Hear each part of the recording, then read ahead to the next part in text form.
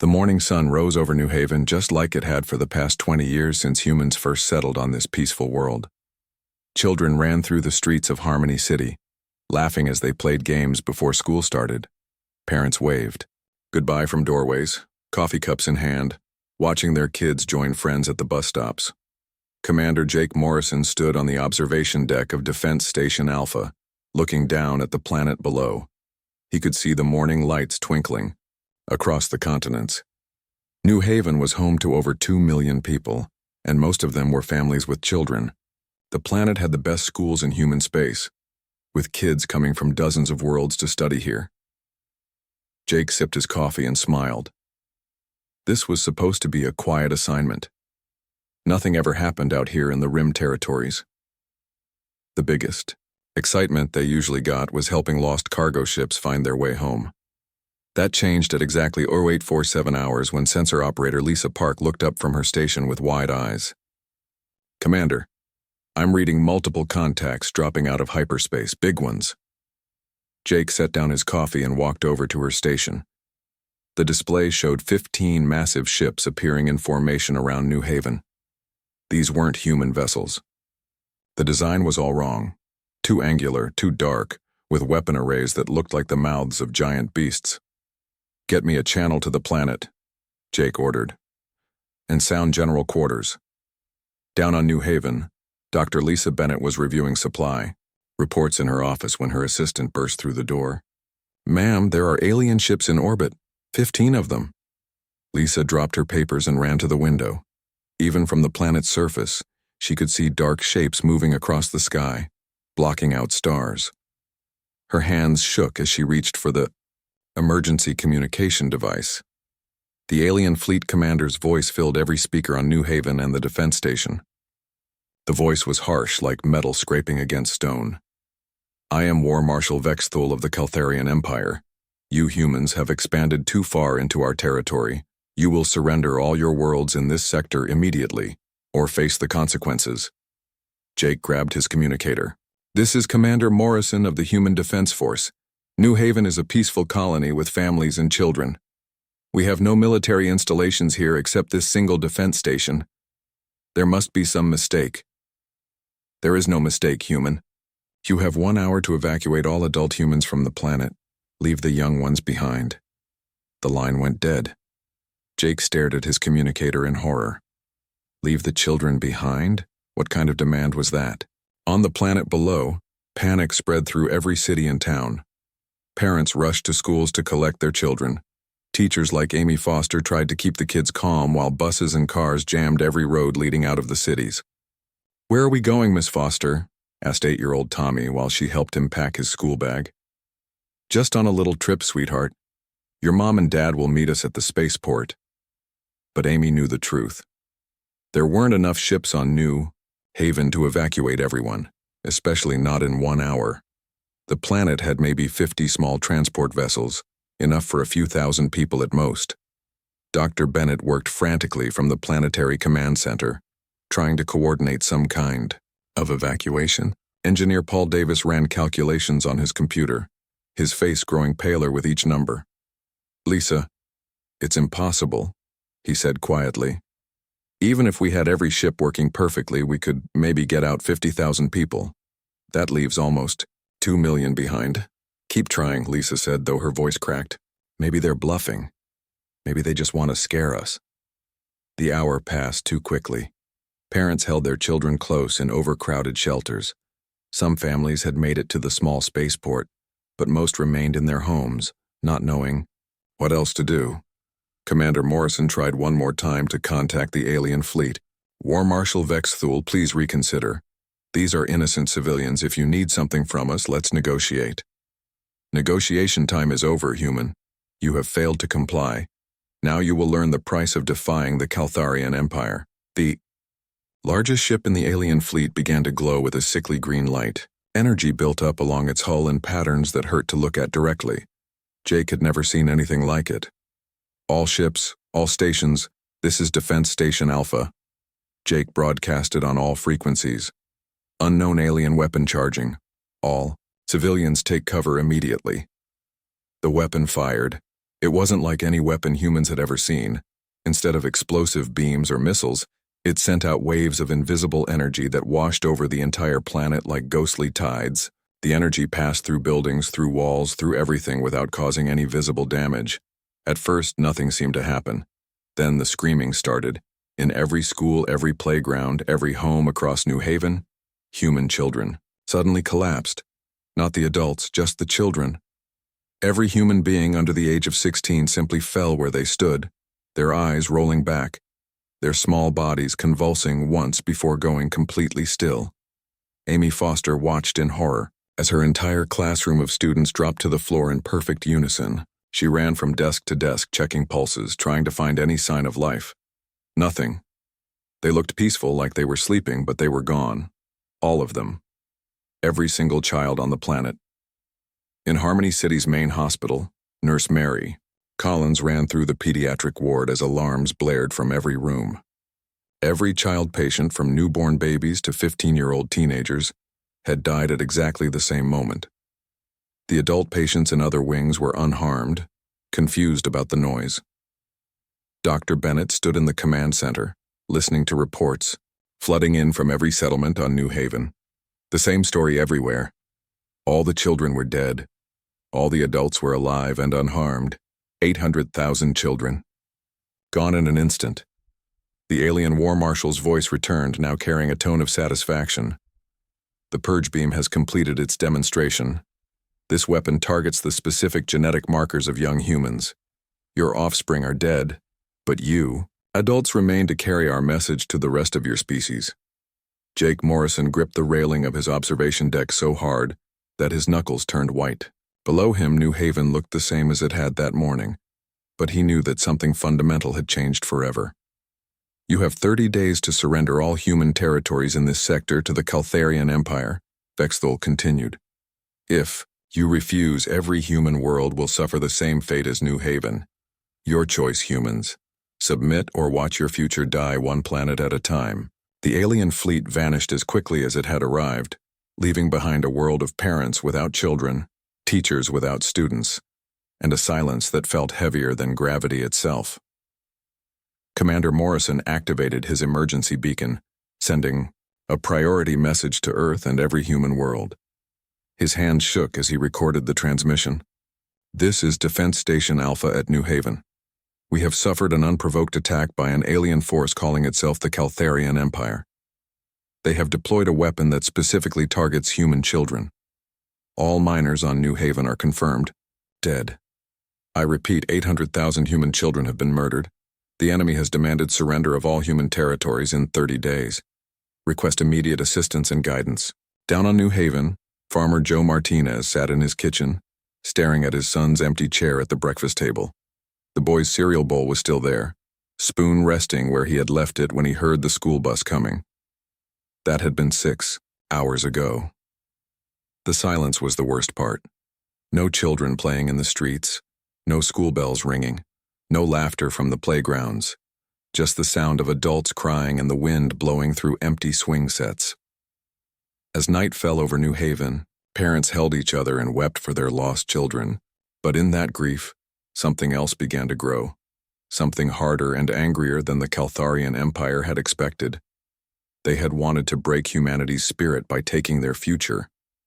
Instead, they had just given humanity a reason to fight unlike any they had ever known. The news hit Earth like a punch to the stomach. President Helen Carter was eating breakfast with her own grandchildren when her emergency phone rang. The voice on the other end was shaking as it delivered the report from New Haven. 800,000 children, Madam President, all dead in a matter of minutes. Helen's coffee cup slipped from her hand and shattered on the kitchen floor. Her 7-year-old grandson looked up from his cereal with concern. Grandma, are you okay? She couldn't answer. She just pulled him close and held him tight, her mind racing with the horrible images of what had happened 800 light-years away. Within hours, the story spread to every human world in the galaxy. On Mars Colony, construction worker Mike Kelly stopped his drilling machine when the news came over his radio. He thought about his daughter back on Earth and had to sit down on a pile of metal beams to catch his breath. On the research station, Titan Base, Scientist Dr. Nathan Brooks was studying star charts when his assistant ran into the lab with tears streaming down her face. "Doctor, you need to see the news feeds. Something terrible has happened." Nathan watched the reports with growing horror. The video messages from New Haven survivors were the worst part. Parents talking in flat, empty voices about finding their children's bodies. Teachers describing classrooms full of small, still forms. Captain Alex Turner received the emergency bulletin while his battleship, the UHS Retribution, was patrolling the outer rim. His crew gathered in the mess hall to watch the news together. Hardened soldiers who had fought pirates and raiders for years sat in stunned silence. "They killed kids," whispered Gunner Sergeant Bob Williams. "They specifically targeted children." Turner had seen combat for 15 years, but this was different. This was evil in a way that made his hands shake with rage. The first memorials began within days. On every human world, people gathered in public squares and parks. They lit candles and left flowers and toys for children they had never met, but mourned as if they were their own. On Luna City, retired Marine Colonel Kate Morgan stood in Memorial Plaza with thousands of other people. She watched parents holding photographs of the New Haven victims and felt something cold and hard settle in her chest. Kate had 2 tours of duty behind her and thought she was done with war. She was wrong. Dr. Rachel Stone worked in the weapons research facility on Europa, one of Jupiter's moons. She had spent her career developing defensive systems, always hoping they would never be needed. Now she stared at her computer screen, reading the technical reports about the alien weapon that had killed so many children. The purge beam was unlike anything humans had ever encountered.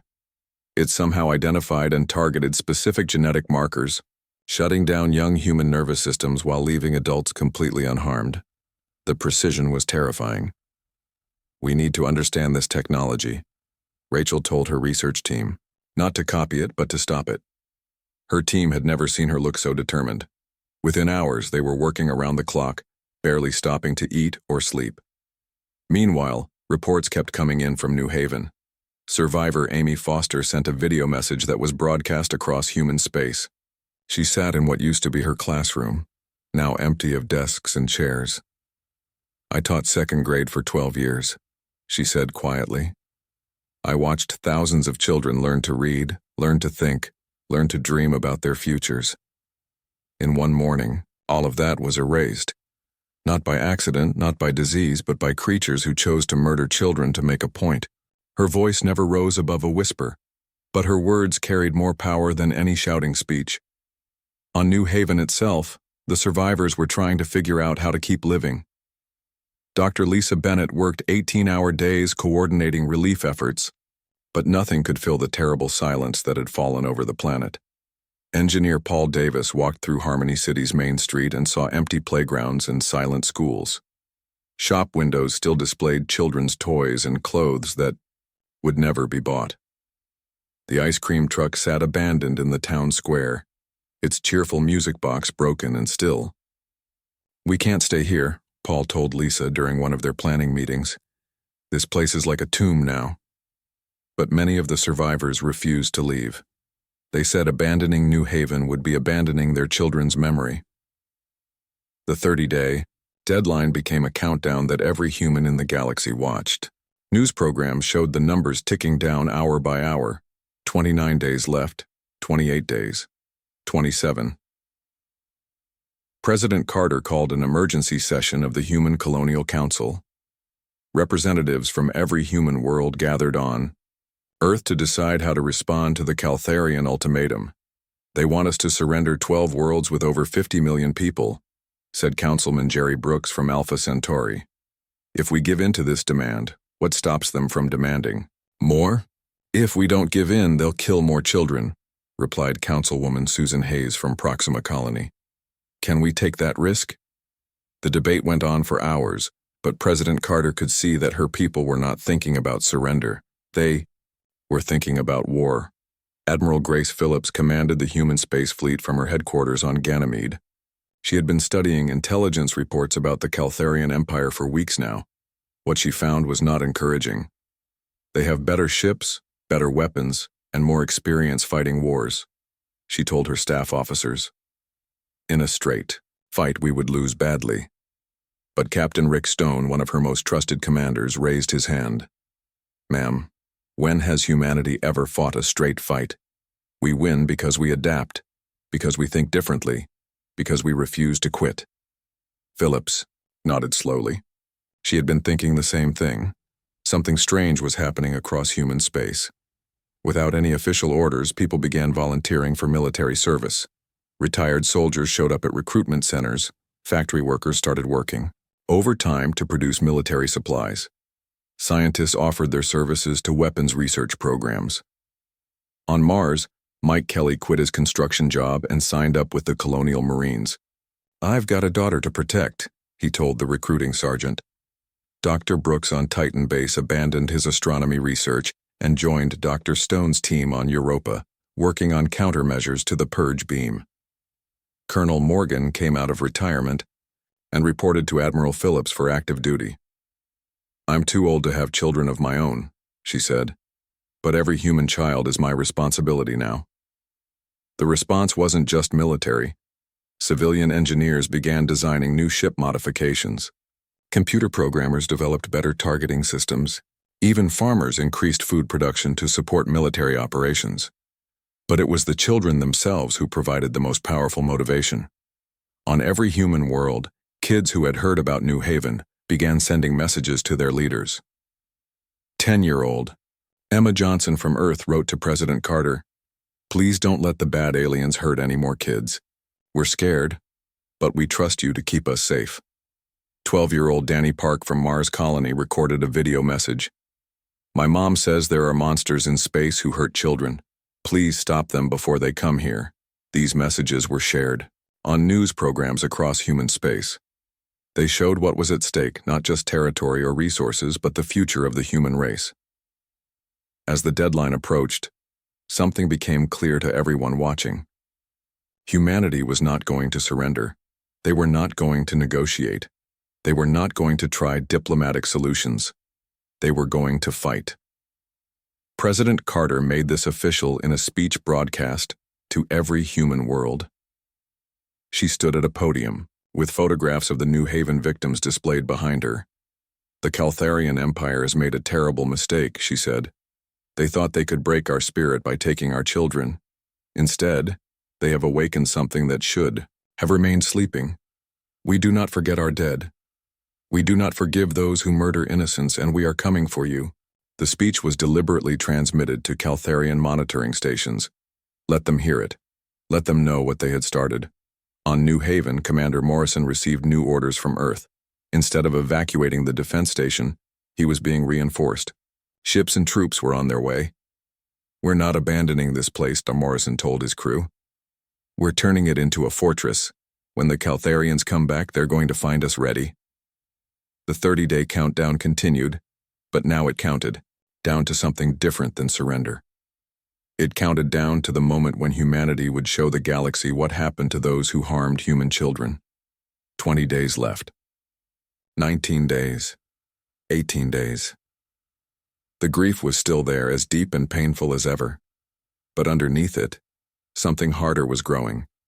Something that would make the Caltharian Empire regret the day they learned humanity existed. The deadline came on a Tuesday morning. Exactly 30 days after the massacre at New Haven, War Marshal Vexthul expected to receive humanity's surrender. Instead, he received something very different.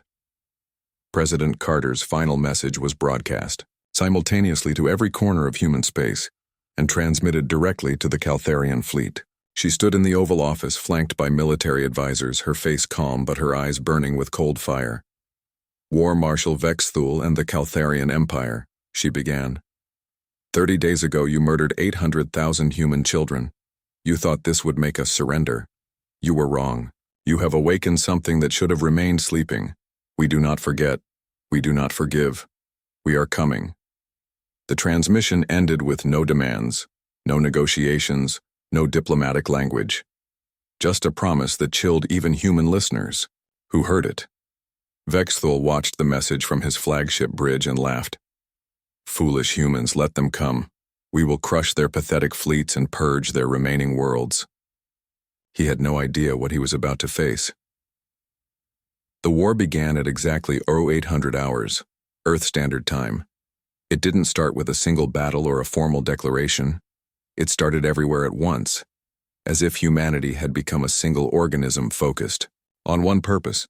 Captain Rick Stone led the first strike from his destroyer UHS Vengeance. His target was a Caltharian supply depot in the Centauri system. The aliens expected human ships to attack head-on, using conventional tactics they could easily counter. Instead, Stone's ship appeared from behind the system's star, using the solar radiation to mask his approach. His weapons weren't aimed at the depot's shields or weapons. They targeted the facility's power generators and communication arrays.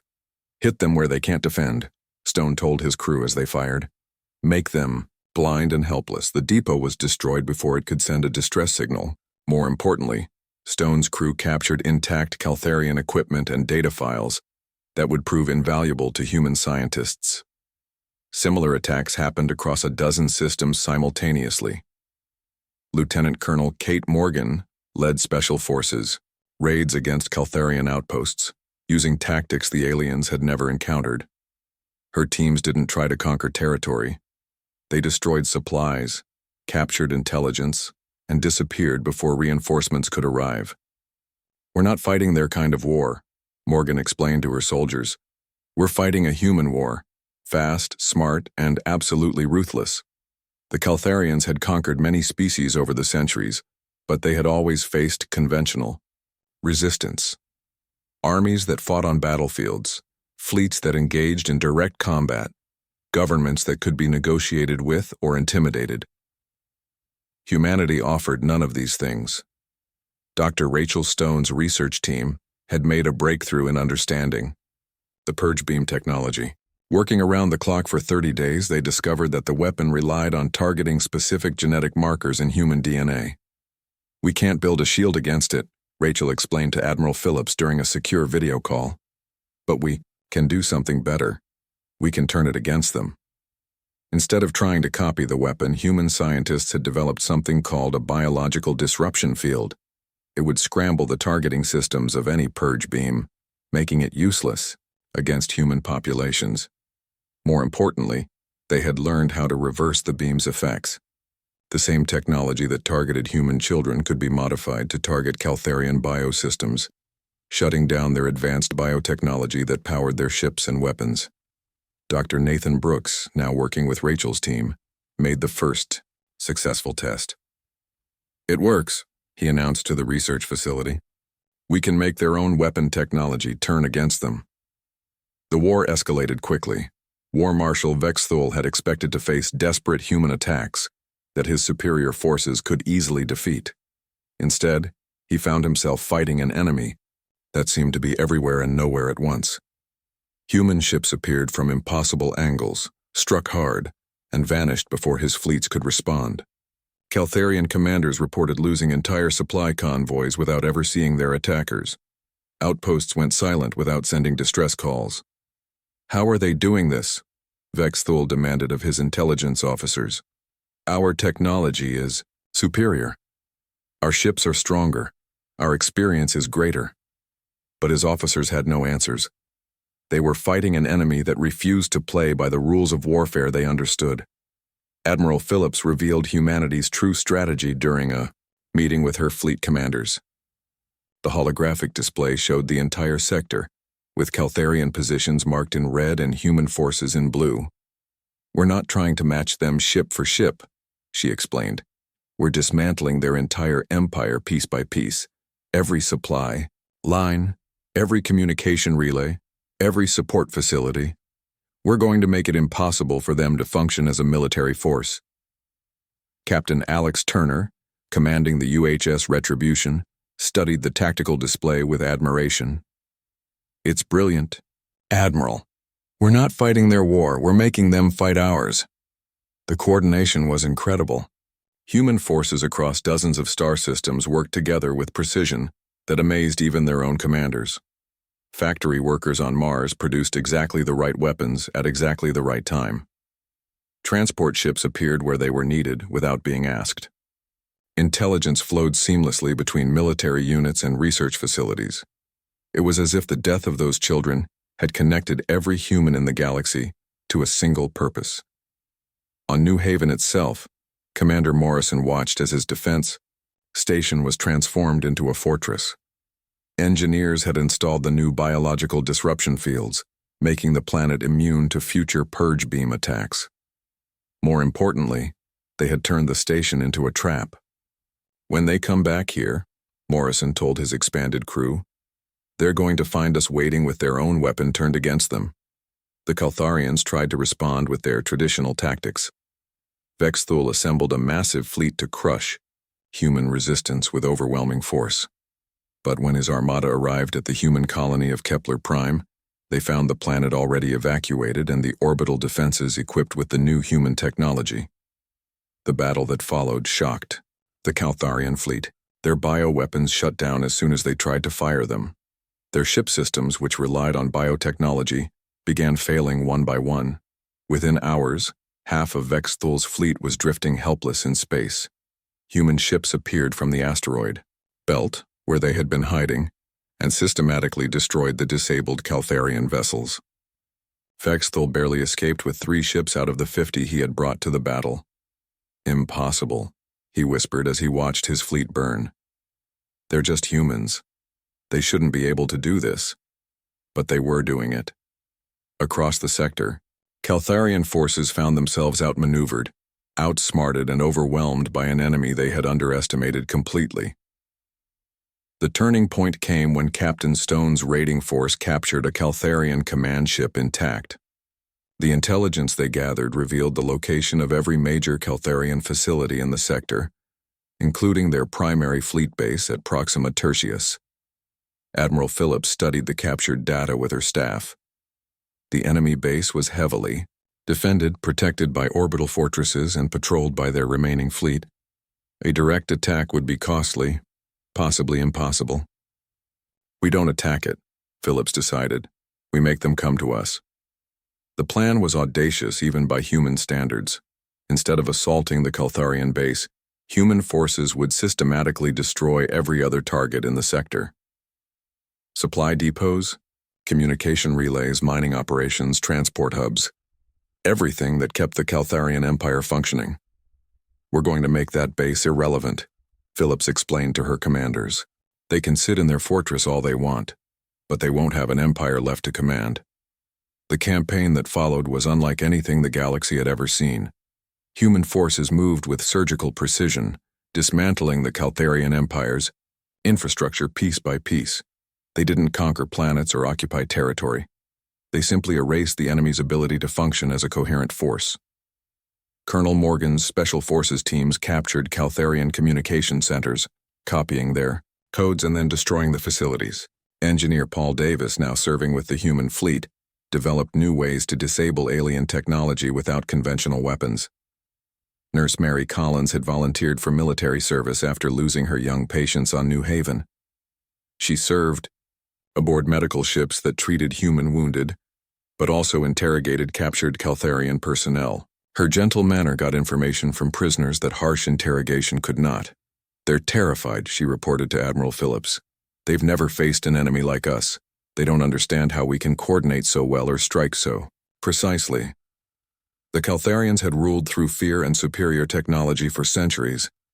They had crushed rebellions and conquered species by demonstrating their overwhelming power, but humans couldn't be intimidated by displays of strength, and their technology was being turned against them.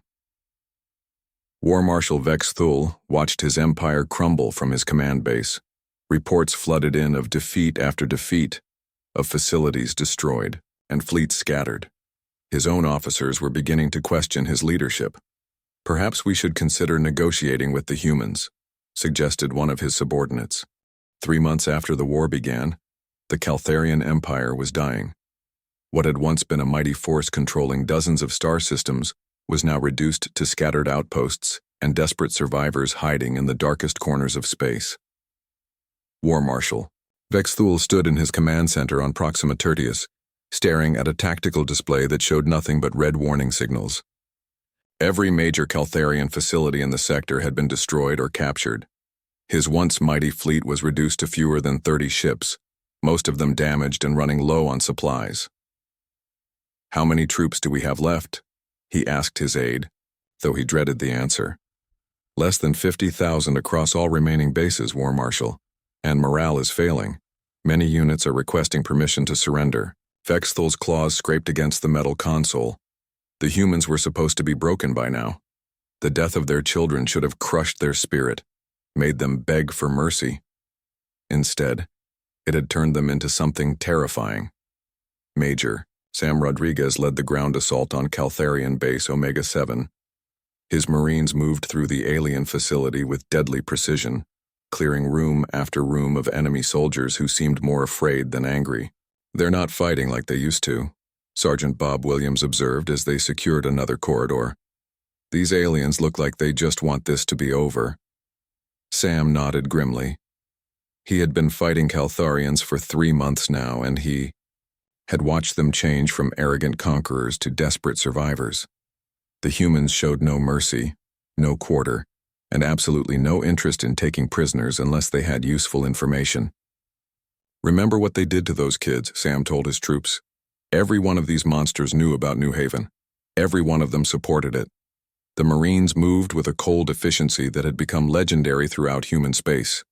They didn't torture their enemies or commit atrocities, but they also didn't hesitate, didn't show fear, and didn't stop fighting until every Caltharian in their path was dead. Captain Linda Hayes commanded the deep strike fleet that had penetrated far into former Caltharian territory. Her ships hunted down enemy vessels that tried to escape, systematically, destroying the infrastructure that had kept their empire running for centuries. "Contact bearing 27 Mark IV, her sensor operator reported. "Caltharian cruiser attempting to reach the jump point." "Intercept and destroy," Linda ordered without emotion. "No survivors." The human fleet had adopted a policy of total warfare.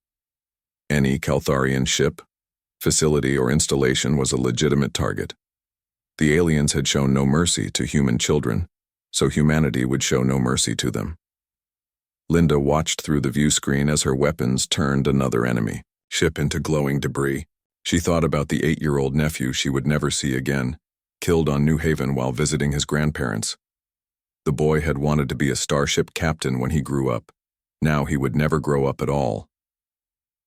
Dr. Rachel Stone's weapons research had produced devastating results.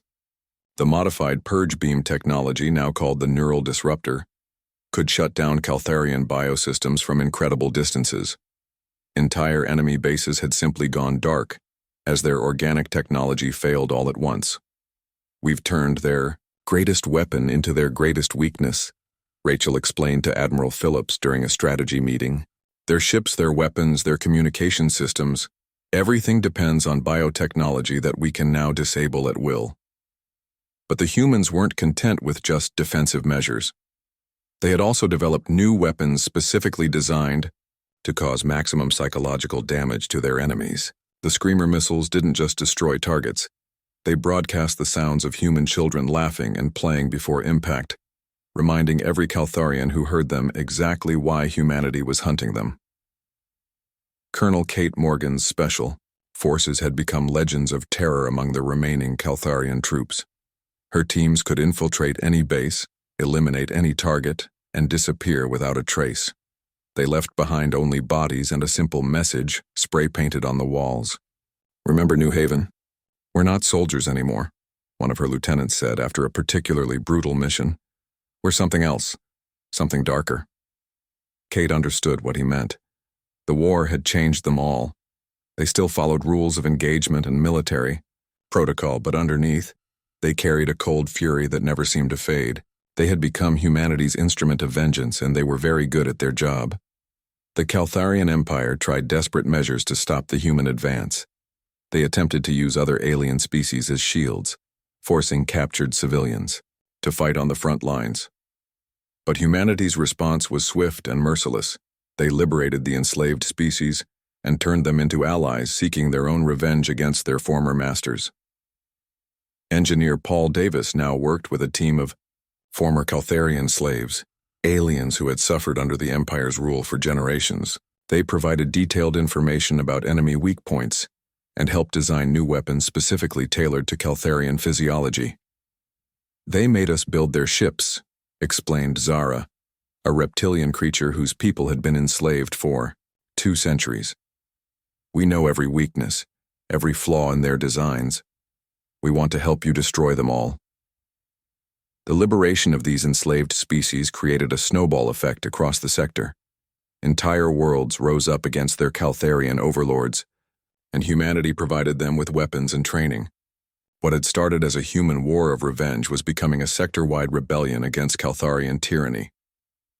War Marshal Vexthul received increasingly desperate reports from his remaining commanders. The humans were not content with military victory.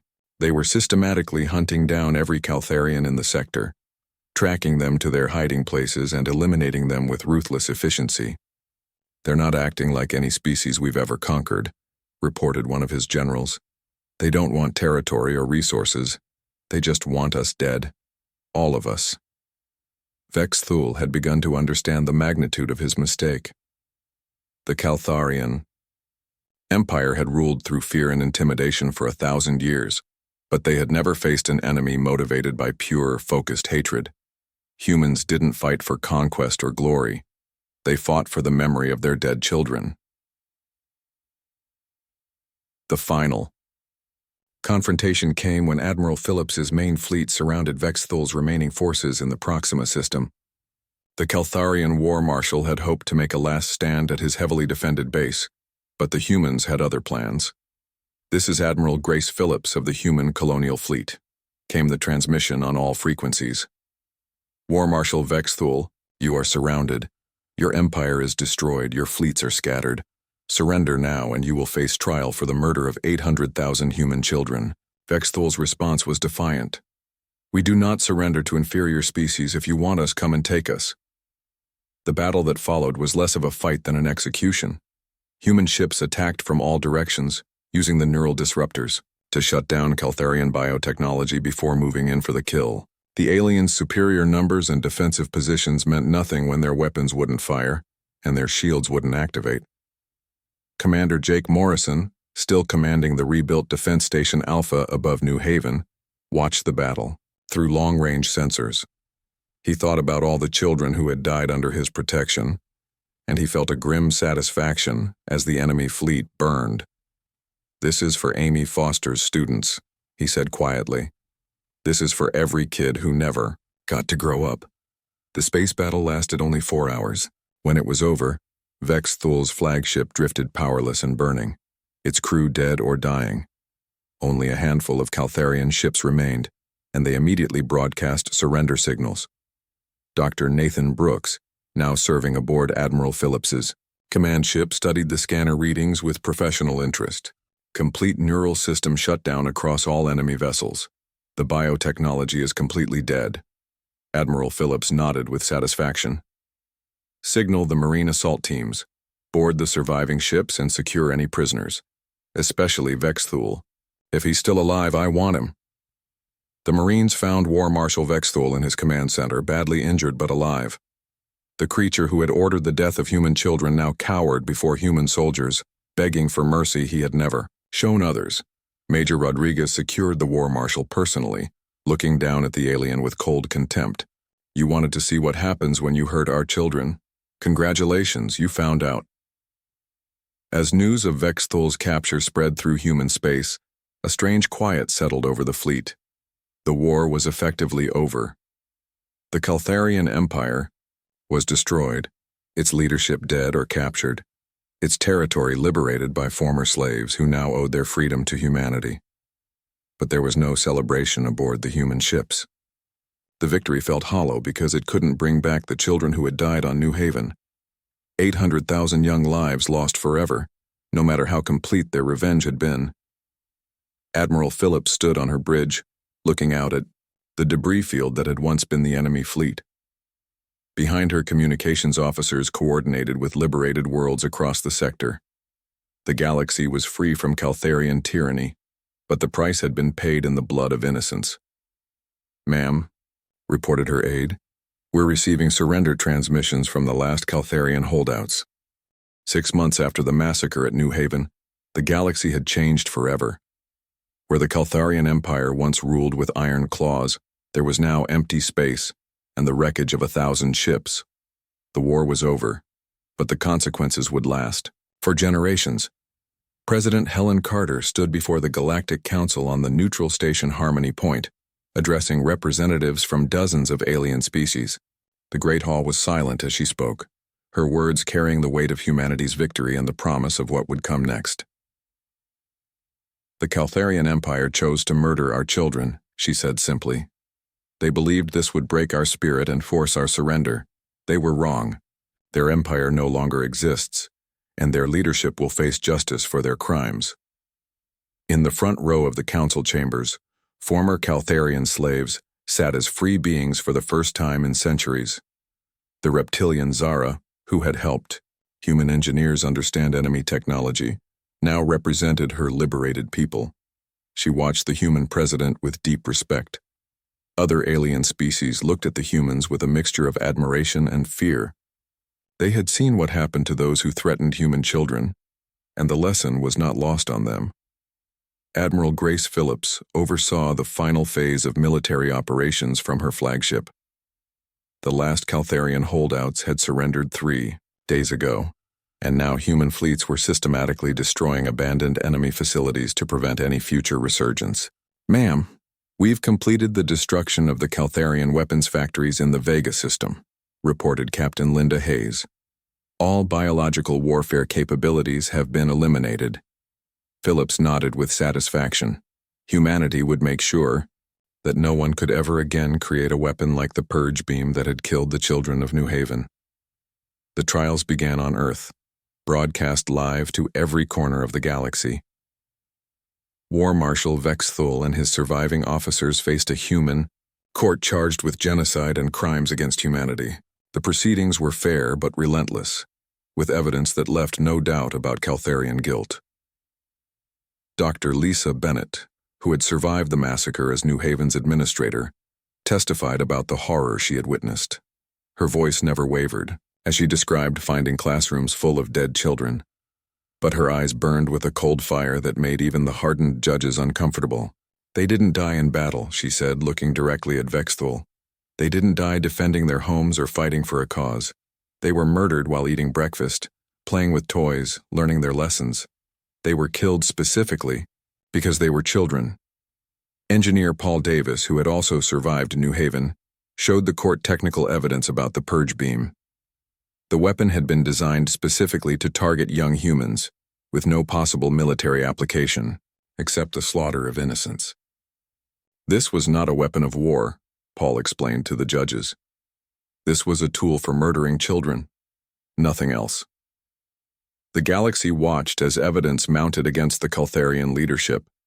Video recordings from destroyed alien facilities showed them planning the attack, discussing how the death of human children would terrorize the entire species into submission.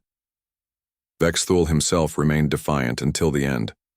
When asked if he had any regrets about ordering the massacre, his response shocked even his own defense attorneys.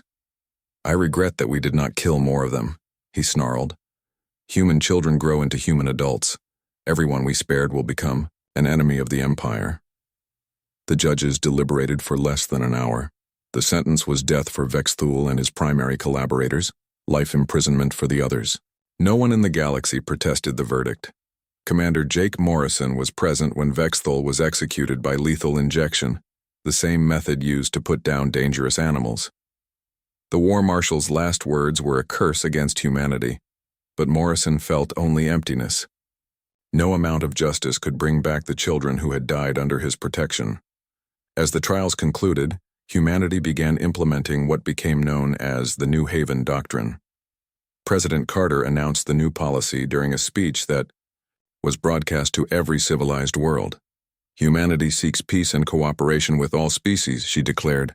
"We will trade freely, share knowledge, and work together to build a better galaxy. However, any attack on human civilians, especially children, will result in the complete destruction of the aggressor civilization. This is not a threat. This is a promise." The doctrine was backed by humanity's demonstrated military capabilities. Dr. Rachel Stone's research teams had perfected the neural disruptor technology, making human forces capable of shutting down the biotechnology that most alien species relied upon. The galaxy's military balance had shifted permanently in humanity's favor, but humans showed no interest in conquest or empire building. Instead, they focused on reconstruction and reconciliation. Admiral Phillips personally oversaw the establishment of new governments on former Caltharian worlds, always led by the species that had been enslaved there. "We didn't fight this war to become conquerors," Phillips explained to her officers. "We fought to make sure no one ever hurts our children." Again, the liberated species formed a loose alliance called the Freedom Coalition, with humanity as its unofficial protector. Trade flowed freely between worlds that had been isolated under Caltharian rule. Scientific knowledge was shared openly, leading to rapid technological advancement across the sector. Colonel Kate Morgan retired from active duty and returned to civilian life, but she kept her military rank and stayed in the reserves. Her special forces teams had become legendary throughout the galaxy, and their reputation alone was enough to deter most potential threats to human interests.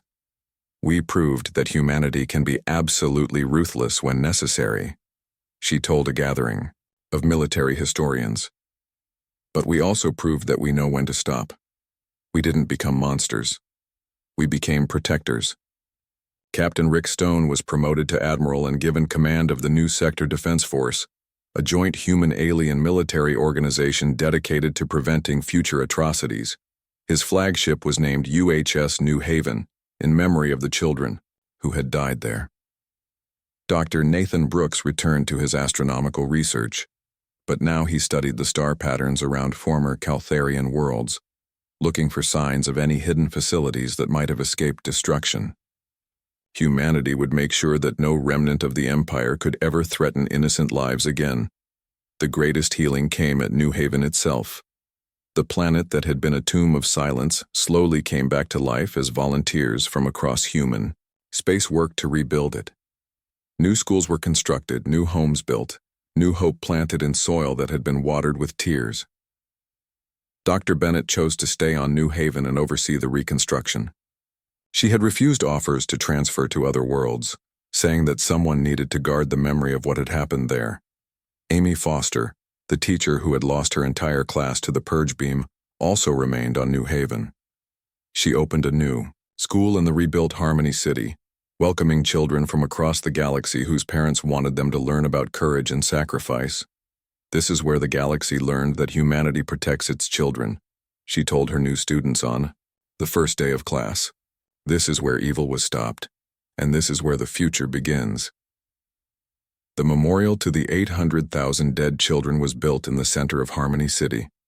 It consisted of 800,000 small stones, each one carved with the name of a child who had died. Parents and siblings came from across human space to touch the stones and remember their lost loved ones. Commander Morrison, now promoted to admiral, oversaw the memorial's construction. He insisted that it include a simple inscription that summed up humanity's message to the galaxy. "They were our future. Their memory is our strength. Their sacrifice is our promise. Never again." On the first anniversary of the massacre, representatives from every free species in the galaxy gathered at New Haven for a ceremony of remembrance. They came not just to honor the dead children, but to witness humanity's commitment to protecting all innocent life. President Carter spoke at the ceremony, her words carrying across the galaxy through live broadcasts. "We learned that the price of peace is eternal vigilance," she said. "We learned that evil must be confronted with overwhelming force. Most importantly, we learned that when good people unite against darkness, they cannot be defeated." The ceremony concluded with a moment of silence for the dead, followed by the sound of children laughing and playing in the rebuilt parks of New Haven. Life had returned to the world that had known such horror, and hope had been reborn from the ashes of tragedy. As the years passed, the galaxy settled into a new peace. Trade flourished between species that had never been allowed to interact under Caltharian rule. Scientific discoveries accelerated as knowledge was shared freely. Art and culture blossomed on worlds that had known only oppression. But every species in the galaxy remembered the lesson of New Haven. They remembered what happened to those who threatened human children. They remembered that humanity could be the galaxy's greatest friend or its most terrible enemy, depending on how they chose to act. The children of New Haven were gone forever, but their deaths had purchased something precious: